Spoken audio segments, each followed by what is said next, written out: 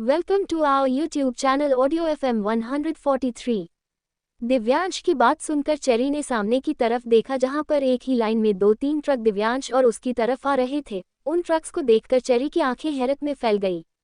अब उसके पास इतना वक्त नहीं था कि वो बातों में बर्बाद कर सके, इसलिए वो पूरी तरह से ऊपर की तरफ उठी और दिव्यांश की गोद में बैठ गई। उसने अपने पैरों को दिव्यांश की कमर पर लपेट दिया था और दिव्यांश का चेहरा अपने हाथों में थाम लिया था। दिव्यांश ने अपना चेहरा हल्का सा टेढ़ा किया हुआ था जिससे उसे सामने भी सब कुछ नजर आ रहा था और अब चेरी ने उसके होठों पर अपने होंठ रख दिए। अंदर ही अंदर वो बस यही दुआ कर रही थी कि उन दोनों का एक्सीडेंट ना हो।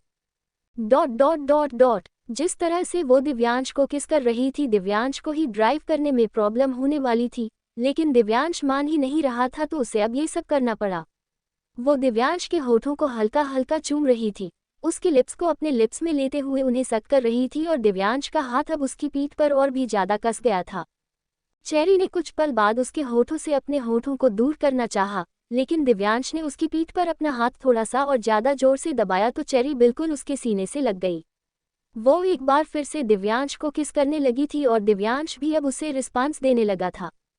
चेरी की आंखें बंद थी लेकिन दिव्यांश की आंखें पूरी तरह से खुली थी। वो कभी चेरी के चेहरे को देख रहा था तो कभी सामने की तरफ। चेरी तकरीबन 2 से 3 मिनट उसे यूं ही किस करती रही और अब जब उसने अपना चेहरा पीछे की तरफ हटाया तो उसके होठों पर दिव्यांश का पूरा सलाइवा लगा हुआ था। उसने अपनी उंगलियों से अपने होठों को साफ किया और फिर दिव्यांश के होठों को भी अच्छे से क्लीन कर दिया। वो उसकी तरफ देखते हुए बेहद मासूमियत भरी आवाज में बोली, प्लीज अब तो गाड़ी की स्पीड स्लो कर दीजिए दिव्यांश। उसके कहते ही अब दिव्यांश ने गाड़ी की स्पीड को काफी स्लो कर दिया। चेरी ने अब जाकर राहत की एक सांस ली। वहीं दूसरी तरफ ध्रुवांश मिश्री को लेकर कॉलेज पहुंचा। मिश्री के चेहरे पर एक अलग ही डर नजर आ रहा था। वो कॉलेज आना नहीं चाहती थी। अभी तो उसे कुछ ही दिन हुए थे कॉलेज आते हुए और इतने दिनों में उसने कॉलेज में बहुत कुछ देख लिया था और अब ध्रुवांश की बीवी बनकर कॉलेज आने में तो जैसे उसकी जान निकल रही थी। लड़कियां ध्रुवांश को ऐसे देखती थी जैसे वो चलता फिरता लड्डू और वो लड़कियां खुद मधुमक्खियां। ऐसे में ये सब कुछ मिश्री के लिए बहुत ज्यादा अजीब हो जाता, लेकिन अब ध्रुवांश ने ही धरा को हाँ बोल दिया था तो उसके पास भी और कोई ऑप्शन नहीं था। वो गाड़ी से नीचे उतरी तो उसके कानों में किसी लड़की की आवाज गूंजी, हाय ध्रुवांश, मैं तुम्हारा ही इंतजार कर रही थी। ये बोलते हुए एक लड़की ध्रुवांश के बिल्कुल करीब आ रही थी। वही ध्रुवांश जो गाड़ी से उतर रहा था, उसके चेहरे पर भी डेविल स्माइल आ गई। यही तो वो चाहता था, मिश्री के सामने लड़कियां उसके करीब आए ताकि मिश्री जो शादी के बाद के हसीन ख्वाब देख रही है वो उन्हें पूरी तरह से चकनाचूर कर दे। वो लड़की नायरा थी जो अब ध्रुवांश के सीने से लगी हुई थी। वो उसकी तरफ देखते हुए बोली, मैं कब से तुम्हारा इंतजार कर रही थी। एक्चुअली आज मेरा बर्थडे है तो मैं चाहती हूँ कि मैं अपना बर्थडे तुम्हारे साथ सेलिब्रेट करूँ। ध्रुवांश मुस्कुराया और बोला, ओह रियली, आज तुम्हारा बर्थडे है, हैप्पी बर्थडे बेबी। वेल, तुम्हारा बर्थडे तो हम अच्छे से सेलिब्रेट करेंगे, लेकिन एक पार्टी तो इस कॉलेज में भी होनी चाहिए ना। तुम्हारी कितनी फ्रेंड है जो तुमसे पार्टी की डिमांड कर रही होगी, लेकिन उन्हें तुम पार्टी नहीं दोगी क्योंकि उन्हें पार्टी में दूंगा। ये बोलते हुए उसने नायरा के गाल पर अपना हाथ रखा हुआ था। मिश्री ये सब कुछ देख रही थी। वो अपनी नज़र झुकाकर बोली, मुझे अपनी क्लास में जाना है। ध्रुवांश तुरंत बोला, इतनी भी क्या जल्दी है, इधर आओ, नायरा से मिलो, आज उसका बर्थडे है, उसे बर्थडे विश करो। अभी वो अपनी फ्रेंड्स को पार्टी देगी तो तुम भी इस पार्टी में ज्वाइन करो। आफ्टर ऑल ये पार्टी मैं दे रहा हूँ और तुम मेरी बीवी हो तो तुम्हें भी तो इस सेलिब्रेशन में शामिल होने का हक बनता है। उसकी बात सुनकर नायरा हैरान रह गई। वो झट से बोली, ये लड़की और तुम्हारी बीवी, सीरियसली ध्रुवांश, ये सब कब हुआ? आई मीन तुम्हारी शादी कब हुई? कल तक तो नहीं हुई थी, कल सुबह ही तो हमारी दिन में फ़ोन पर बात हुई थी, तब तो तुमने मुझे इस बारे में कुछ नहीं बताया। ध्रुवांश चेहरे पर तिरछी मुस्कुराहट लिए बोला, वैसे तो ध्रुवांश रावत की जिंदगी में ऐसी कोई चीज़ नहीं जो उसकी मर्जी के बिना हो जाए, लेकिन ये समझ लो कि ये शादी जबरदस्ती करवाई गई है, वरना तुम तो जानती ही हो ध्रुवांश रावत का स्टैंडर्ड। जो लोग उसके आसपास खड़े होने के लायक भी नहीं उनसे ध्रुवांश रावत रिश्ता जोड़े, इट्स इम्पॉसिबल। मिश्री को अब बहुत बुरा लग रहा था। नायरा भी मुंह बनाते हुए बोली, ये तो तुमने सच कहा ध्रुवांश, आई मीन देखो इसे, ये कहाँ से तुम्हारे लायक लगती है। आज ही इसने इतने अच्छे कपड़े और ज्वेलरी वगैरह पहनी हुई है, वरना तुमने पहले कभी इसके कपड़े नोटिस किए हो तो तुम्हें पता होगा ये मुझे कितनी अजीब लगती है। आई मीन इतना बड़ा कॉलेज और उसमें इस तरह के लोगों को पता नहीं कैसे ही एडमिशन मिल जाता है। सीरियसली, ये बोलते हुए उसने अजीब सा मुंह बनाया हुआ था। मिश्री को अपनी इंसल्ट फील हो रही थी, इसलिए वो ध्रुवांश की तरफ देखते हुए बोली, नायरा आपकी फ्रेंड है, आपका उसका बर्थडे सेलिब्रेट करना अच्छी बात है, लेकिन जरूरी तो नहीं कि मैं भी इस पार्टी में शामिल हूँ, इसलिए आप कीजिए उसका बर्थडे सेलिब्रेट, मुझे अपने लेक्चरर्स अटेंड करने हैं। वैसे भी पिछले 2-3 दिनों से मैंने ढंग से अपने लेक्चरर्स अटेंड नहीं किए हैं, तो अब मैं बस अपने लेक्चरर्स पर फोकस करना चाहती हूँ। उसकी बात सुनकर नायरा तुरंत बोली, कहीं ऐसा तो नहीं कि तुम्हें मुझसे जलन हो रही है? कहीं शादी के बाद तुम ध्रुवांश पर अपना हक तो नहीं समझ रही ना? ध्रुवांश ने साफ साफ बोल दिया है कि ये शादी उसकी मर्जी के बिना हुई है, तो कहीं किसी गलतफहमी में मत रहना तुम। कहीं तुम नॉर्मल बीवियों की तरह उसे कंट्रोल में करने का तो नहीं सोच रही ना? मिश्री तुरंत बोली, बिल्कुल भी नहीं। अगर उन्हें समझ आनी होगी तो अपने अच्छे बुरे की खुद ब खुद आ जाएगी। मैं कौन ही होती हूँ उन्हें कुछ कहने वाली, उन्हें कंट्रोल में करने वाली? ये बोलते हुए अब मिश्री की नज़र ध्रुवांश पर थी। ध्रुवांश दांत पीसते हुए बोला, एग्जैक्टली, जिन लोगों के खुद के हाथ गंदे होते हैं ना, वो दूसरों को सफाई का लेक्चर देते हुए अच्छे नहीं लगते। उसकी बातों में तंज मिश्री को साफ महसूस हो रहा था, लेकिन फिलहाल उसने कुछ नहीं कहा और वहां से जाने लगी। नायरा ध्रुवांश की तरफ देखते हुए बोली, तुम इसकी वजह से अपना मूड स्पॉइल मत करो ध्रुवांश, तुम मेरे साथ चलो। वैसे भी आज का दिन मेरे लिए बहुत खास है, तो ना मैं तुम्हारा मूड खराब होने देना चाहती और ना ही अपना। ध्रुवांश मुस्कुराते हुए बोला, यस बेबी, चलो हम चलकर तुम्हारा बर्थडे सेलिब्रेट करते हैं। ये बोलकर उसने नायरा की कमर पर अपना हाथ डाला और उसके साथ आगे की तरफ बढ़ गया। मिश्री के कदम धीमे थे, इसलिए वो लोग उससे काफी आगे निकल चुके थे। मिश्री जाते हुए ध्रुवांश को देख रही थी और उसकी नज़र ध्रुवांश के हाथ पर ही थी, जो नायरा की कमर पर पूरी तरह से कसा हुआ था। वो ध्रुवांश से प्यार तो नहीं करती थी, लेकिन अब ना जाने क्यों उसे ध्रुवांश का हाथ नायरा की कमर पर बिल्कुल भी अच्छा नहीं लग रहा था। ना चाहते हुए भी उसकी आंखों में हल्की नमी तैर गई थी। वो तुरंत बोली, मुझे इतना बुरा क्यों लग रहा है? ये सब तो मैंने पहले भी देखा हुआ है ना, तो अब मैं इन सब चीज़ों को लेकर इतना क्यों सोच रही हूँ? हाँ, स्ट्रॉबेरी ने मुझसे कहा है कि मुझे ये रिश्ता निभाना है, लेकिन जब ध्रुवांश ही मुझे अपनी बीवी नहीं मानते तो मैं उनके बारे में इतना क्यों सोच रही हूँ? उन्हें जो करना है वो करे, मुझे क्या? मैं बस कॉलेज में पढ़ने आई हूँ और अपने लेक्चरर्स अटेंड कर यहाँ से चली जाऊंगी। इसके अलावा मुझे और किसी चीज़ पर कोई ध्यान नहीं देना। ये बोलते हुए उसने अपनी आंखों से बहते आंसू साफ किए और फिर अंदर की तरफ चली गई। कॉलेज में वो ज़्यादा लड़कियों को नहीं जानती थी, बस उसकी 2 ही फ्रेंड्स थी, एक रोहिणी जिसकी वजह से उसे रावत मेंशन में काम मिला था और एक प्रियंका। वो उन दोनों को ढूंढ रही थी, तभी उसे एक और लड़की नजर आई जो उनकी ही क्लास में थी। उसने उस लड़की से रोहिणी और प्रियंका के बारे में पूछा तो उसने मिश्री को बताया कि अभी अभी उसने उन दोनों को कैंटीन की तरफ जाते हुए देखा था। कैंटीन का जिक्र सुनकर ही मिश्री का चेहरा मायूस हो गया था, क्योंकि ध्रुवांश भी नायरा के साथ वहीं पर गया था। मिश्री खुद से ही बोली, मैं कौन सा वहां पर ध्रुवांश के पास जा रही हूँ? अगर वो वहां पर बर्थडे सेलिब्रेट कर भी रहे होंगे तो मैं उनके पास तो नहीं जा रही हूँ ना। मैं तो बस रोहिणी और प्रियंका के पास जा रही हूँ।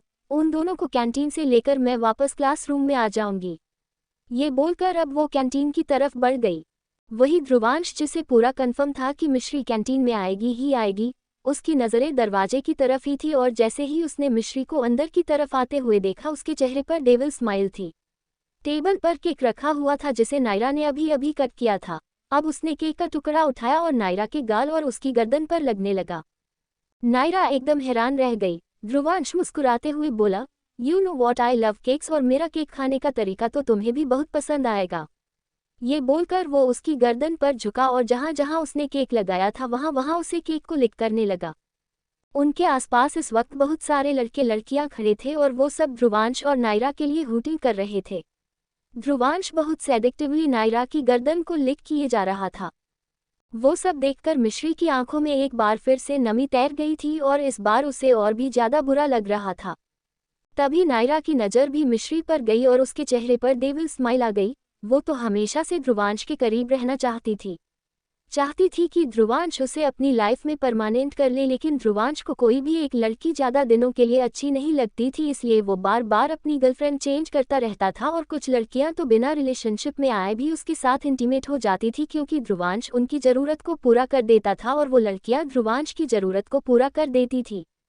अब मौके का फ़ायदा उठाते हुए नायरा ने भी ध्रुवांश की गर्दन पर केक लगाया और फिर उसे अच्छे से लिक करने लगी। मिश्री अभी तक वहीं पर खड़ी थी और कुछ ही दूरी पर रोहिणी और प्रियंका भी खड़ी थी जो ये सब नज़ारा देख रही थी, लेकिन अभी तक उन्हें ये नहीं पता था कि ध्रुवांश की शादी मिश्री से हो गई है। उनकी नज़र यूं ही मिश्री पर गई तो वो तुरंत मिश्री के पास आ गई। उसकी आंखों में आंसू देखकर रोहिणी हैरानी से बोली, यहाँ सब लोग ये नज़ारा देखकर हंस रहे हैं और तुम्हारी आंखों में आंसू, मिश्री क्या बात है? कहीं तुम ध्रुवांश से प्यार तो नहीं करने लगी? मिश्री उनका सवाल सुनकर होश में आए और फिर तुरंत वहां से बाहर की तरफ आ गई। वो अपने आंसू साफ कर रही थी। रोहिणी और प्रियंका ने हैरानी से उसकी तरफ देखा। वो दोनों अब जल्दी से उसके सामने आकर खड़ी हुई। प्रियंका हैरानी से बोली, अरे तुम हम दोनों से क्यों भाग रही हो? और ऐसा भी क्या हो गया जो तुम्हारा मूड इतना ज्यादा ऑफ है? ये बोलते हुए उसने मिश्री को उसके कंधों से पकड़कर रोक लिया था। मिश्री रोते हुए ही बोली, मुझे घर जाना है। रोहिणी झट से बोली, घर जाकर क्या करोगी? वहां पर जाकर भी अपनी सौतेली माँ के ताने ही सुनोगी। तुम ही तो कहती हो जब तुम कॉलेज आती हो तो तुम्हें अपनी सौतेली माँ से छुटकारा मिलता है, इसलिए अब घर जाने की बात क्यों कर रही हो? मिश्री ने अपना चेहरा ना में हिलाया और बोली, मैं रावत मेंशन जाने की बात कर रही हूँ। प्रियंका हैरानी से बोली, लेकिन वो तुम्हारा घर कब से हो गया? मिश्री ने अपनी नज़रें झुका कर कहा, जब से मेरी ध्रुवांश से शादी हुई है। उसकी बात पर प्रियंका और रोहिणी दोनों के होश उड़ गए। अब उन्होंने ढंग से मिश्री को देखा। पहले उनकी नज़र मिश्री पर नहीं गई थी, लेकिन अब उसकी मांग में सिंदूर, गले में मंगलसूत्र, हाथों में चूड़ियां देखकर उनके भी दिमाग की घंटी बजी। रोहिणी हैरानी से बोली, ये सब तो क्या बोल रही है मिश्री? तेरी शादी और वो भी ध्रुवांश से? सीरियसली? लेकिन ये सब कब हुआ? तूने तो कहा था कि तू वहां पर ध्रुवांश की मॉम का ख्याल रखती है और वहां फिलहाल ध्रुवांश के भाई दिव्यांश रावत की शादी चल रही है, तो इसमें तेरे और ध्रुवांश की शादी का सीन कब हुआ? मिश्री को समझ नहीं आ रहा था कि वो उन्हें क्या ही बताएं। उसे तो खुद नहीं पता था कि उस दिन क्या हुआ। तभी अचानक से ही कैंटीन में तालियों का शोर गूंजने लगा, क्योंकि अब ध्रुवांश और नायरा दोनों एक दूसरे को स्मूच कर रहे थे और वो भी सबके सामने। शोर सुनकर मिश्री और उसके साथ प्रियंका, रोहिणी ने भी कैंटीन के अंदर देखा और वो सब देखकर मिश्री अब खुद को रोक नहीं पाए।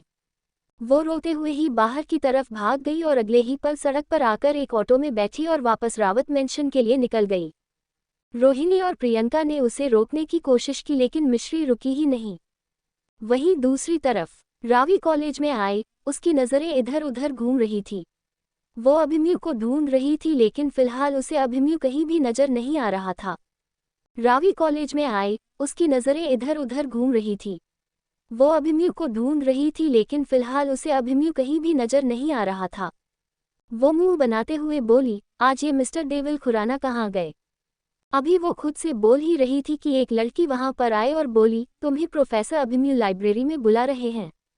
रावी के चेहरे पर हल्की सी मुस्कुराहट आ गई। अभिमन्यु का उसे लाइब्रेरी में बुलाना मतलब रोमांस का तड़का, और फिलहाल तो वो भी अभिमन्यु के लिए मरे जा रही थी। एक बार जो उसने थोड़ा बहुत रोमांटिक एक्सपीरियंस लिया, अब वो उन चीज़ों के लिए खुद से क्रेविंग करने लगी थी, लेकिन वो ये फीलिंग अभिमन्यु के सामने नहीं आने देना चाहती थी। वो एटीट्यूड से चलते हुए लाइब्रेरी में आए और फिर अंदर की तरफ आकर बोली, प्रोफेसर अभिमन्यु। अभी वो बोल ही रही थी कि लाइब्रेरी का दरवाज़ा एकदम से बंद हो गया। उसके चेहरे पर लंबी सी स्माइल आ गई थी, लेकिन उसने तुरंत उस स्माइल को अंदर ही दबा लिया। अब वहां पर बिल्कुल अंधेरा था और कुछ ही पलों में किसी की गहरी सांसें उसे अपने चेहरे पर महसूस होने लगी। तभी लाइब्रेरी में हल्की सी रोशनी हुई, वो भी बहुत हल्की, जिससे बस वो सामने वाले का चेहरा देख सकती थी और सामने कोई और नहीं अभिमन्यु था। वो अभिमन्यु की तरफ देखते हुए बोली, मुझे लगता है आपने ये पूरा कॉलेज खरीद लिया है, तभी तो जब चाहे आप पूरी लाइब्रेरी खाली करवा देते हैं और यहाँ पर किसी की एंट्री भी बैन करवा देते हैं। अगर किसी दिन मेरे डैड को ये सब पता चल गया तो आप बहुत पछताएंगे मिस्टर देवल खुराना। अभी वो बोल ही रही थी कि अभिमन्यु ने उसे उसकी कमर से पकड़ा और फिर उसे सामने टेबल की तरफ लेकर गया जो बहुत बड़ा था। उसने उस टेबल की एज पर रावी को बिठाया और बोला, अपने डैड की छोड़ो, तुम ये बताओ कि तुम क्या चाहती हो। रावी, जिसने इस वक्त ब्लैक कलर की एक शॉर्ट फ्लेयर ड्रेस पहनी हुई थी, वो बड़ी ही सेडिक्टिव सी नज़रों से अभिमन्यु की तरफ देख रही थी। वो खुद को कंट्रोल में रखने की कोशिश कर रही थी, लेकिन जिस तरह से अभिमन्यु ने उसे उसकी वेस्ट से ग्रैब करते हुए उसे टेबल पर बिठाया, आधी सेड्यूस तो वो तभी हो चुकी थी। अभिमन्यु अब उसे इंटेंस नज़रों से देखते हुए बोला, क्या बात है, तुमने जवाब नहीं दिया, तुम ये बताओ तुम क्या चाहती हो। उसकी बात पर रावी अभी भी चुप रही, लेकिन उसने अपने पैरों को टेबल के बिल्कुल किनारे पर रखा और फिर उन्हें पूरी तरह से फैला दिया, तो अब उसकी ड्रेस सामने से थोड़ी खुल गई।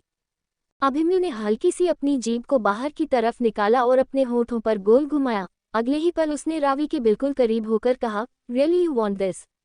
रावी ने उसके सीने पर अपना हाथ रखा और बोली, क्यों हमेशा ये सब कुछ आप ही चाह सकते हैं, क्या मैं नहीं?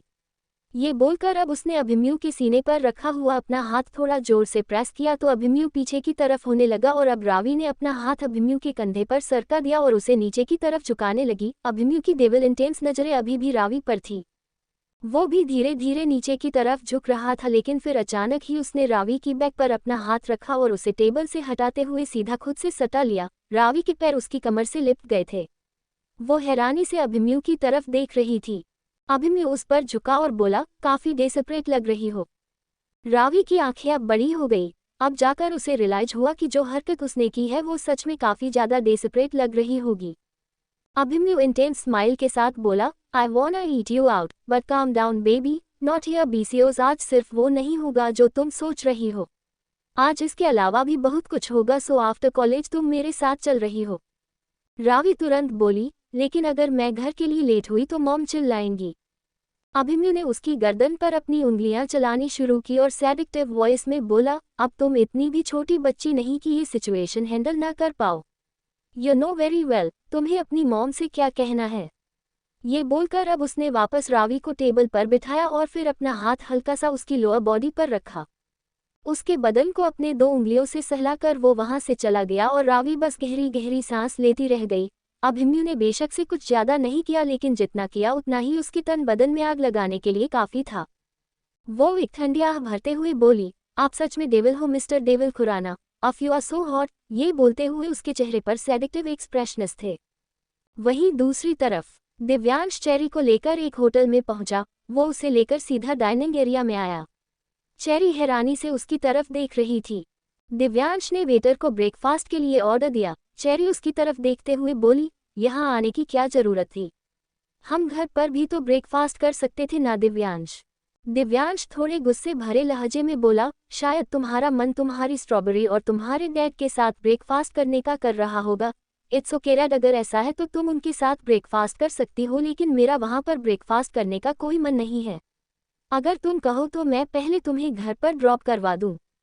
चेरी ने तुरंत अपना चेहरा नामे हिलाया और बोली, नहीं ऐसा नहीं है, मुझे बस आपके साथ ब्रेकफास्ट करना है।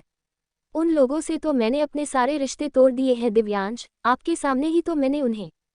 उसकी बात पूरी होती उससे पहले ही दिव्यांश सार्कास्टिकली बोला, बोलने से कुछ नहीं होता है। बोलने को तो कोई भी कुछ बोल देता है, लेकिन बात तो तब होती है जब अपनी बात पर अमल भी किया जाए। पहले देखता हूँ तुम सच में मेरे लिए क्या कर सकती हो। चेरी उसकी तरफ देखते हुए बोली, आप जो कहेंगे वो करूंगी।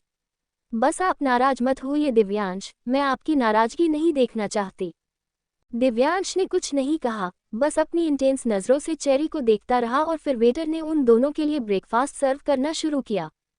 चेरी ब्रेकफास्ट करते हुए यही सोच रही थी कि अब घर वापस जाते वक्त वो किसी तरह दिव्यांश को हॉस्पिटल जाने के लिए मना ले ताकि उसके सारे प्रेगनेंसी वाले टेस्ट हो सके, लेकिन अपनी बात कहने में भी चेरी को डर लग रहा था। वो बड़ी मुश्किल से हिम्मत करते हुए बोली, क्या आप मुझे हॉस्पिटल ले जाएंगे दिव्यांश? अभी तो हम घर से बाहर आए हुए हैं, ज्यादा टाइम नहीं लगेगा, बस नॉर्मल से टेस्ट करवाने हैं। दिव्यांश जो अपना ब्रेकफास्ट कर रहा था उसने तिरछी नजरें उठाकर उसकी तरफ देखा, लेकिन फिर कोई जवाब नहीं दिया और वापस अपना नाश्ता करने लगा। चेरी को समझ नहीं आया कि दिव्यांश का जवाब क्या है, पर जैसे तैसे उसने थोड़ा बहुत खाना खाया और फिर दिव्यांश उसे लेकर डाइनिंग एरिया से बाहर निकला। चेरी सोच रही थी कि गाड़ी में बैठकर वो एक बार फिर से दिव्यांश से हॉस्पिटल जाने की बात करेगी, लेकिन अब दिव्यांश सामने लिफ्ट एरिया की तरफ बढ़ गया तो चेरी हैरान रह गई। वो झट से बोली, हम वहाँ क्यों जा रहे हैं दिव्यांश? हमें तो घर चलना चाहिए ना। दिव्यांश ने उसका हाथ पकड़ा और लिफ्ट से होते हुए ऊपर टॉप फ्लोर पर आया, जहाँ पर एक रूम बॉय पहले से ही खड़ा था और अब उसने दिव्यांश के लिए वहाँ के लग्जरियस रूम का दरवाजा खोला। चेरी को लेकर दिव्यांश रूम के अंदर आया और फिर जाकर सामने सीधा बेड पर लेट गया। चेरी उसके सामने ही खड़ी थी और सोच रही थी कि आखिर दिव्यांश के दिमाग में चल क्या रहा है। आगे इनका वाइन रोमांस है जो थोड़ा गाइडलाइंस को ब्रेक करेगा, इसलिए वो यहाँ पोस्ट नहीं होगा। उसमें थोड़ा वायलेंस और डोमिनेशन है, सो जिसे पढ़ना हो वो moonface.stack.me पर पढ़ लेना। चैप्टर का title now please don't stop wine romance है।